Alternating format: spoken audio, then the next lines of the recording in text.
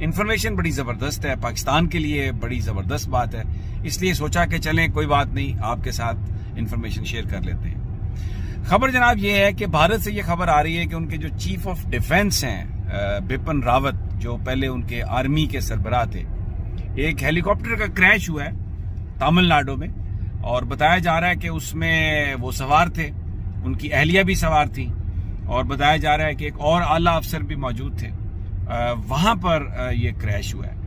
अब भारतीय टीम जो है, भारतीय मीडिया जो है, वो तो यही कह रहा है कि ये क्रैश हुआ है।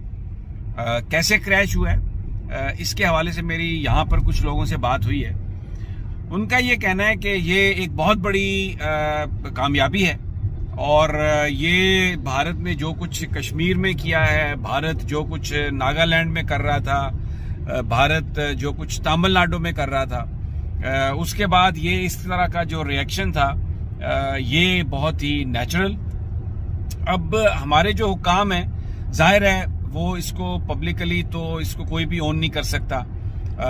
बड़ा सवाल ये है कि अब तहकीकात होंगी, क्या है क्या नहीं है।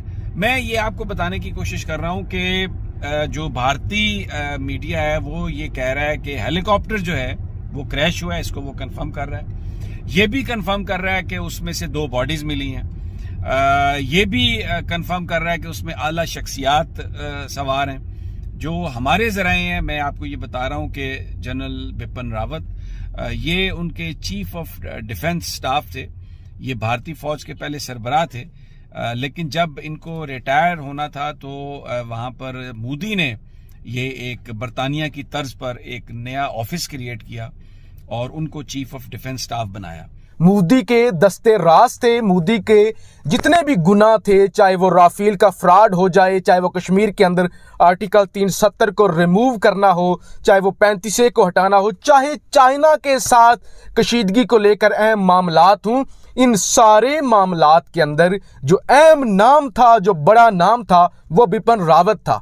हालांकि इंडिया के जो आर्मी चीफ है मनोज मुकुंद नरवाने, उनका कोई नाम ही लेता, उनसे कुछ पूछा ही नहीं जाता। सब कुछ जो भी मामलात तय होते थे वो सीडीएस बिपिन रावत और मोदी साहब के दरमियान होते थे। सीडीएस बिपिन रावत दिसंबर 2015 के अंदर आर्मी चीफ बने थे। 3 साल तक वो आर्मी चीफ रहे हैं और 31 दिसंबर 2019 को वो रिटायर हुए हैं, और 1 जनवरी 2020 के अंदर उन्हें सीडीएस बना दिया गया, यानी वो चीफ ऑफ डिफेंस स्टाफ थे। अब खबर किस तरह से है कि MI-17 MI-17V5 हेलीकॉप्टर, जिसके अंदर डबल इंजन लगा होता है, ये याद रखिए, डबल इंजन लगा होता है, और ये VVIPs को लेकर जो हेलीकॉप्टर जाता है उसको बड़े एहतियात से बनाया जाता है, उसकी एक एक चीज का जायजा लिया जाता है। अब वो जा रहा होता है तमिलनाडु के अंदर वो जा रहा होता है वेलिंगटन वहां पे कॉलेज है, वेलिंगटन बेस है, वहां पे सीडीएस बिपिन रावत ने लेक्चर देना था। अभी वो लेक्चर देने के लिए पहुंच रहे थे, वेलिंगटन बेस से 7 किलोमीटर दूर थे कि वहां पे वो कनौर के जंगलों में उनका ये हादसा हुआ है और वो मारे गए हैं। 14 लोग सवार थे हेलीकॉप्टर के अंदर, 14 लोग सवार थे। अभी हमने ये बात करनी है कि ये किस तरह, क्या खुद गिरा है MI-17। हमारे सोर्सेज बता रहे हैं कि जनरल बिपिन रावत खूनखार, और ये जिस तरह ड्रैकुला होता है, खून का प्यासा था ये, इसने क्या क्या जुल्म किए, अब ये जहन्नुम वासिल हो गया है। इसने ना सिर्फ ये कि मकबूजा कश्मीर के मुसलमानों पर जुल्म किया, बल्कि भारत में जितने भी मुसलमान हैं उनके खिलाफ जो आप नफरत देखते हैं, एक सोच देखते हैं रियासती सतह पर, उसके पायनियर्स में से था ये। अब नरेंद्र मोदी को ये बड़ा सूट करता था, जनरल बिपिन रावत, इतना खूनखार शख्स, इतना इंतहा पसंद शख्स, कि भारत की तारीख में पहली दफ़ा ये हुआ कि इसको, किसी शख्स को चीफ ऑफ डिफेंस लगाया गया, एक नई पोस्ट, नया ओहदा क्रिएट किया गया, बनाया गया सिर्फ इसकी खातिर। ये जब रिटायर हुआ बतौर आर्मी चीफ, उसके बाद इसको चीफ ऑफ डिफेंस लगा दिया गया, 5 स्टार जनरल। अब आप देखें कि किस तरह से ये मारा गया है। अभी तक कहा जा रहा है जी हेलीकॉप्टर हादसा हुआ है, और इसका हेलीकॉप्टर था, जाहिर है कि सबसे आला जो हेलीकॉप्टर भारत के पास होगा, सबसे ज़बरदस्त वही इसको दिया गया होगा, क्योंकि ये तो आर्मी चीफ से भी ऊपर इन्होंने ओहदा क्रिएट किया था। सारे इनके सर्विस चीफ इससे नीचे थे। ये चीफ ऑफ डिफेंस था। इसमें जो उनकी नेवी है उसका सरबराह भी, उनके एयरफोर्स का सरबराह भी, उनकी बड़ी फौज का सरबराह भी, तीनों इससे नीचे थे। और इस वजह से ये भी कहा जाता है कि रिजेंटमेंट भी थी फौज के अंदर कि ये क्या नया ओहदा, एक नई चीज थी। लेकिन इसने सर्व इस तरह किया नरेंद्र मोदी को, अजित डोवल, अमित शाह, ये लोग हैं।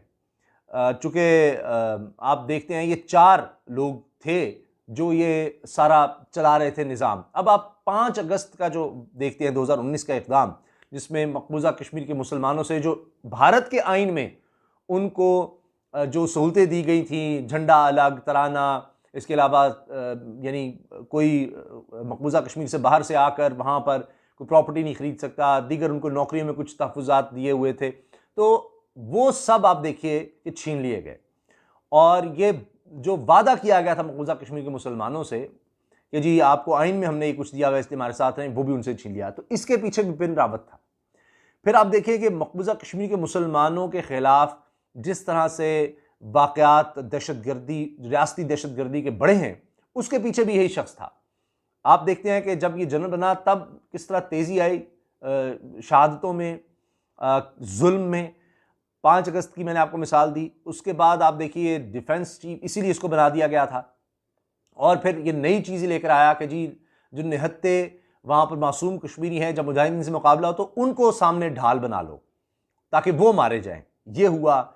जीप के आगे आम कश्मीरियों को बांध देना, उनको मारना, और उसके बाद ये कि जब किसी को शहीद किया जाए तो उसका जस्द खाकी भी, वो भी उसकी मैयत भी किसी के हवाले नहीं करनी, किसी लवाहिकीन को नहीं देते, और कोई उसकी तदफीन का नहीं बताना कहाँ हुई है, क्या किया है, कुछ भी नहीं। ये भी स्ट्रेटजी इसने, यानी इतना ज़्यादा ये गैर इंसानी और दरिंदा सिफ्त था कि इसने नई नई चीज़ें बनाई। आप देख लीजिए, फिर पूरे भारत में इस चीज़ को फैलाया।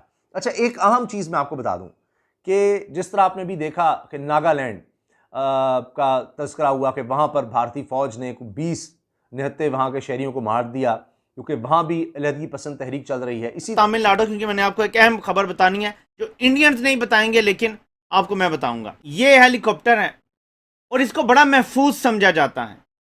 ये वीआईपी मूवमेंट के लिए इस्तेमाल होता है, तो इसका क्रैश कर जाना ये कोई मामूली बात नहीं है।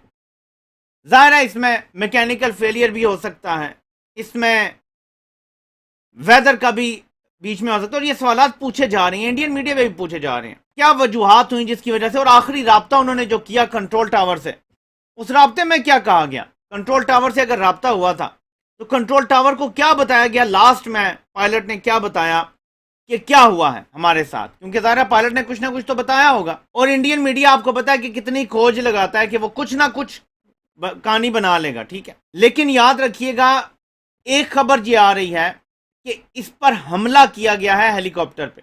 तमिलनाडु के ऊपर से गुजर रहे थे और शायद तमिल टाइगर्स के जरिए इन्होंने श्रीलंका में बड़ी तबाही मचाई थी।